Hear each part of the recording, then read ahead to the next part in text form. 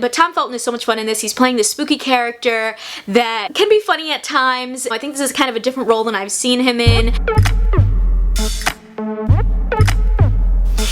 It's Kristen, and today we are talking about Netflix's new movie, A Babysitter's Guide to Monster Hunting. This project is based off of the book series by Joe Ballerini and stars Tamara as a new babysitter who embarks on a mission to save a child who's been abducted from monsters and learns about a whole society of monster hunting babysitters. Consider subscribing if you like my videos and drop down in the comments and let me know your thoughts on A Babysitter's Guide to Monster Hunting. Have you checked it out yet, and how did it compare to the books if you read them? I'd love to hear your thoughts. I also want to mention, if you like this film and want to learn more about it, you can check out my interview with Tamara and Una Lawrence right over here. Now, the first thing I really enjoyed about this film is that it is led by a young woman of color. I feel like we don't always get to see people of color in the supernatural or horror space, and we're definitely starting to see it more. You know, this year was the first time I've ever seen a family-friendly Halloween movie starring people of color with Vampires versus the Bronx, with that story featuring young black and brown kids from the Bronx, which is, you know, where a lot of my family is from. And so to also get this film following a young girl who is, you know, dabbling in babysitting, who is monster hunting, who's learning to get over her fears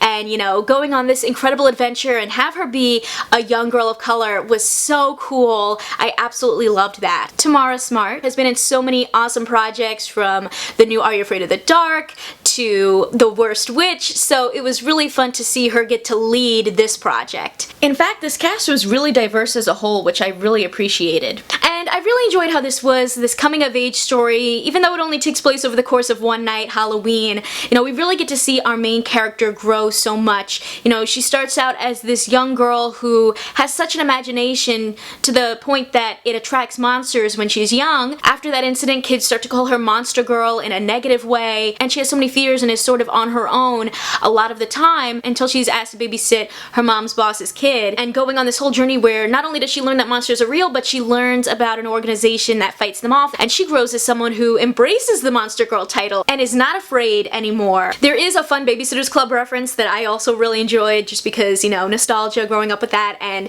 the fact that they were able to make a connection to the new Babysitter's Club series on Netflix I thought was really cool. Additionally, we get to see Tom Felton from the Harry Potter movies playing a boogeyman sort of character. We also get to see India Moore come in and play sort of a spooky role as well. I wish that India Moore had more to do, as well as some of the other side characters. They do introduce some of the other babysitters, but they don't feel like they have as big of a presence as I hope they would. I kind of want to see more of a team, but I think that that's something that they could build on if we get to see future movies. But Tom Felton is so much fun in this. He's playing this spooky character that can be funny at times. I think this is kind of a different role than I've seen him in, but I really enjoyed it. I think the interactions between, you know, the kid that Kelly was babysitting and Tom Felton's boogeyman were really funny. I do think that they introduced some of the world building a little bit too late, including this idea that the whole reason the boogeyman character is, you know, trying to take over the world with nightmare dreams is so that he can overpower his sister, who we never get to meet, but who is sort of like the queen of all of the boogie people.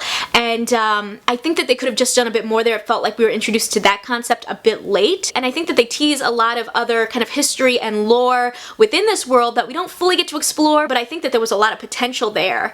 And they kind of open up this idea to potentially make sequel movies. Additionally, I think that they tried to kind of bring us this like high school story a little bit as well, with some of the characters that were introduced to in Kelly's life that felt like they didn't really have a real purpose. I think what would have maybe been a little bit more successful in this story is if we focused a bit more on the babysitter society and the monsters and this idea of overcoming fears, and kind of maybe remove the high school story and the bit of a romantic interest, just because it felt like they weren't able to fully develop those. Maybe if this had been a TV show and they kind of developed it over time, it would have made more sense, but I just felt like it was a little bit thrown in and didn't really add to the story. I also think they spent a little bit too much time kind of going all over the place on this adventure before they got to the boogeyman. That kind of just felt like they were wasting a little bit of time, and I think they could have just focused the story a little bit more. I think this was a fun film, but could have been a bit tighter, and I think that they definitely hint at a lot of things that could open up future films where we maybe follow other people in this boogie mafia